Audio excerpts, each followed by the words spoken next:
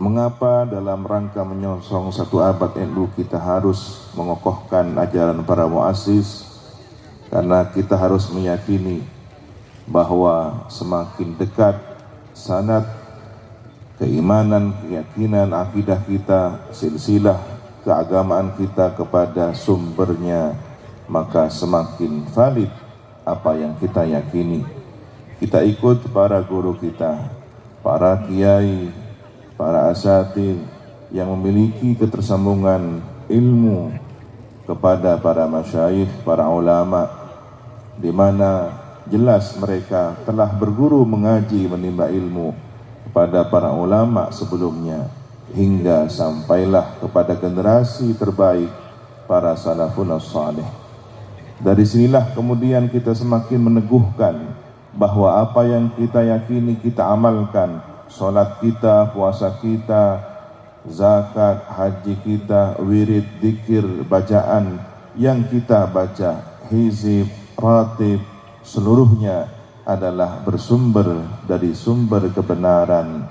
Dan semakin dekat, semakin kuat dengan sumber kebenaran itulah, maka apa yang kita yakini sebagai agama semakin nyata kebenarannya.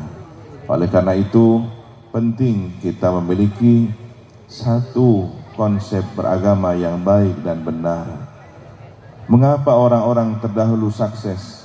Mengapa orang terdahulu berhasil?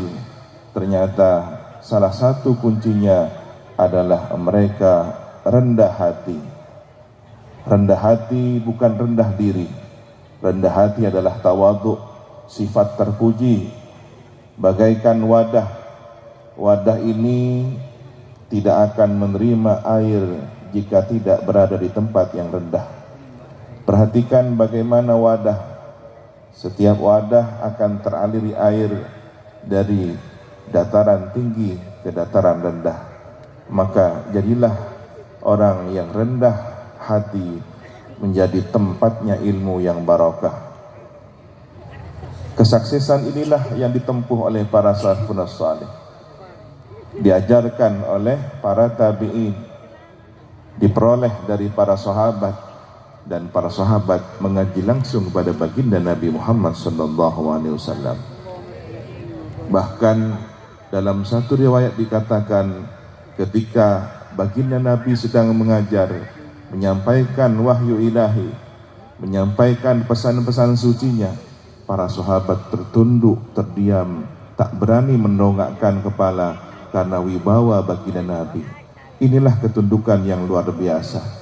Inilah kehebatan bagaimana orang-orang yang di zaman jahiliyah, mereka adalah orang yang mengandalkan kekuatan fisik, tetapi ketika di zaman Islam, mereka adalah orang-orang yang mampu menundukkan hatinya di hadapan baginda Nabi Muhammad SAW.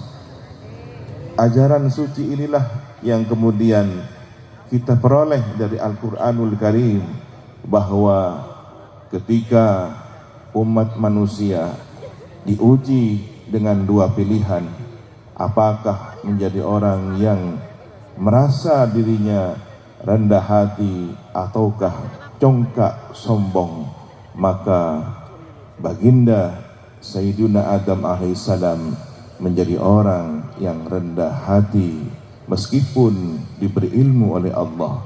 Dan perhatikan bagaimana iblis yang alim namun congkak sombong menjadi orang, menjadi makhluk yang terhina sepanjang masa.